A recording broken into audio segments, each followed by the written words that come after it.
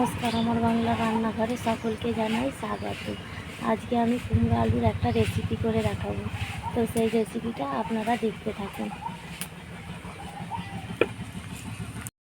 কুমড়ো আলুর রেসিপিটা করার জন্য আমি কড়া বসিয়ে দিয়েছি উনানে। এবার তার জন্য প্রথমে একটা ভাজা মশলা করে নেব। একটা শুকনো লঙ্কা, জিরে, ধনে আর মৌরি।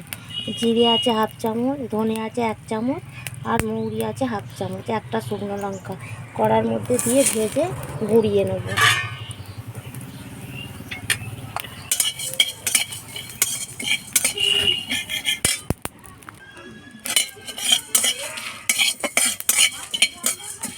গোটা মশলাগুলো আমার ভাজা হয়ে গেছে।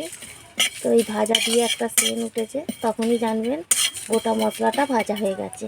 এবার আমি নামিয়ে নেব, নামিয়ে গুঁড়ো করে নেব। শিলের মধ্যে দিয়ে দেবো, ঠান্ডা করে গুঁড়িয়ে নেব। কুমড়ো রেসিপিগুলোর জন্য আমি কুমড়োগুলোকে চৌকো চৌকো করে কুটে নিয়েছি আর আলুগুলোকে ছোটো ছোটো চৌকো চৌকো করে কুটে নিয়েছি। এবার কড়ার মধ্যে তেল দিয়ে দেবো। গরম হয়ে গেছে আমার কড়া। তেল দিয়ে প্রথমে কুমড়োগুলো ছকে নেব। তেল গরম হয়ে গেছে।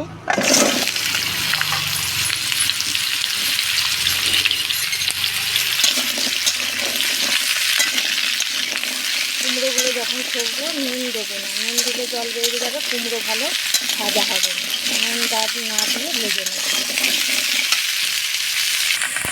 কুমড়ো রেসিপিটার জন্য 4টে কাঁচা লঙ্কা, 1 চামচ জিরে আর 4 কুচো আদা একসাথে বেটে নেব।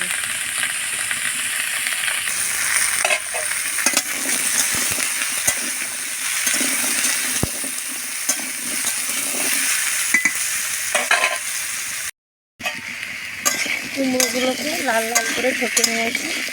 এবার নামিয়ে নেব।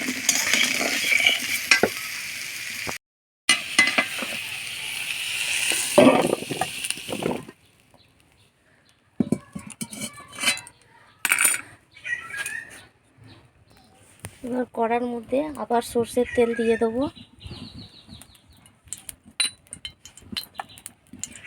5 ফোড়ন, তেজপাতা, শুকনো লঙ্কা একটা ফোড়নে দিয়ে দেবো।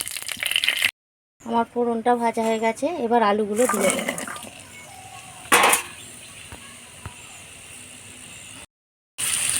দিয়ে আলুগুলোকে আমি কষে নেব।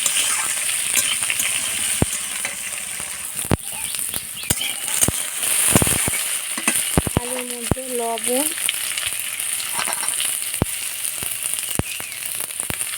হলুদ গুঁড়ো দিয়ে আলুগুলো ভালো করে কষে নেব।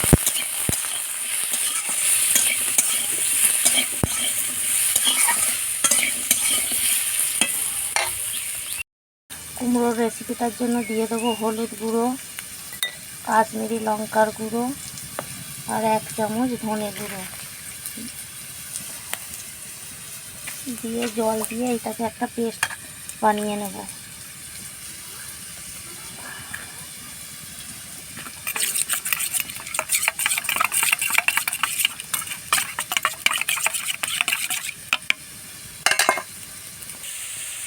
আলুগুলো আমার ছকা হয়ে গেছে লাল লাল করে। এবার ছোলা কড়াই দিয়ে দেবো।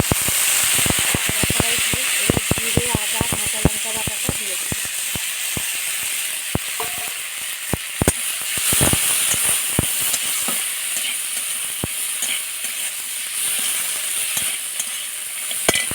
এবার সেই হলুদ গুঁড়ো, কাশ্মীরি লঙ্কার গুঁড়ো, ধনে গুঁড়ো পেস্টটা দিয়ে দেবো। দিয়ে ভালো করে আমি কষে নেব। মশলাটা কষানো হয়ে গেছে, দেখুন তেল ছেড়ে দিয়েছে। এবার কুমড়োগুলো দিয়ে দেবো। কুমড়োগুলো দিয়েও অল্প কষে নেব। 1-1.5 মিনিট মতন কষে নেব।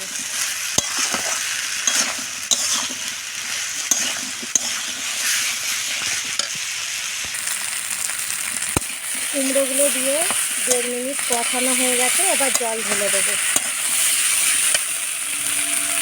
অল্প করে জল দেবো, বেশি জল দেবো না।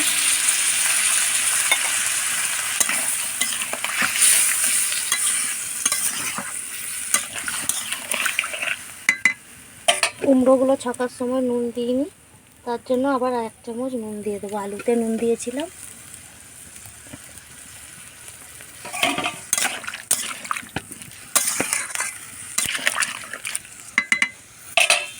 এবার চাপা দিয়ে দেবো, চাপা দিয়ে সেদ্ধ করে নেব। তুলে দেবো সেদ্ধ হয়েছে নাকি।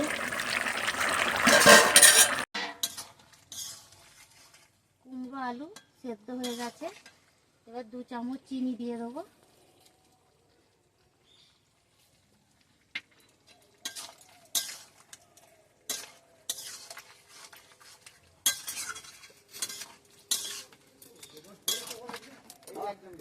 মিনিট ফুটিয়ে নিয়েছি, এবার ভাজা মশলাটা দিয়ে দেবো, দিয়ে নাবিয়ে নেব।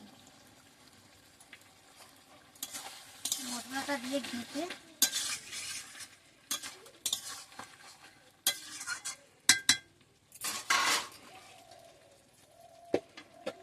তাহলে দেখুন আমার কুমড়োর চক্কা হয়ে গেছে।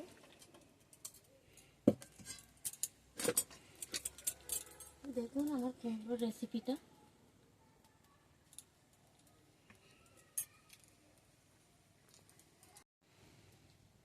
আমার এই রেসিপিটা যদি আপনাদের ভালো লেগে থাকে লাইক, শেয়ার ও কমেন্ট করবেন এবং চ্যানেলটিকে সাবস্ক্রাইব করে দেবেন।